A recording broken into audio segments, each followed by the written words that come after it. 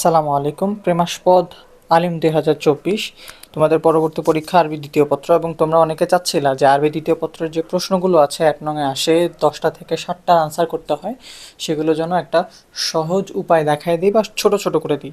So এটা হচ্ছে collect করা, এটা হচ্ছে এক জায়গা থেকে আমি কালেক্ট করে তোমাদেরকে এই যে ছোট ছোট প্রশ্নগুলো করে দিয়েছি।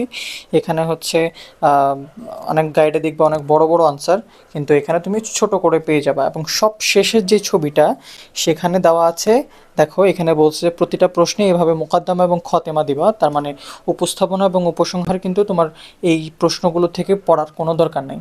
তুমি উপস্থাপনা উপসংহার এই যে এইভাবে দিবা, প্রত্যেকটাতে একদম 7টা আনসার করবা, যে 7টা এইভাবেই দিবা। শুরুতে জাস্ট টপিকটা তুমি লিখবা, কোন টপিকে ধরো আল আমরের প্রশ্ন আসছে, তাহলে তুমি হচ্ছে টপিকের জায়গায় লিখবা আমর। হ্যাঁ, আল আমরু মাউদুউন মুহিম্মুন ফিল কাওয়াইদুল লুগাতিল আরাবিয়া ফাল জাওয়াবু আনিস সাওয়ালি ফিত তালি। হ্যাঁ, আর হচ্ছে খতমার মধ্যে তুমি কি লিখবা, ফা আলাইনা আন নালামু, আন লিখে আবার লিখবা আল আমর জাইয়িদান। বুঝছো, এই হচ্ছে কথা। অর্থাৎ খতেমার যেই অর্থটা সেটা হচ্ছে যে আমাদের উচিত এই সম্পর্কে ভালোভাবে জ্ঞান অর্জন করা, এই হচ্ছে কথা।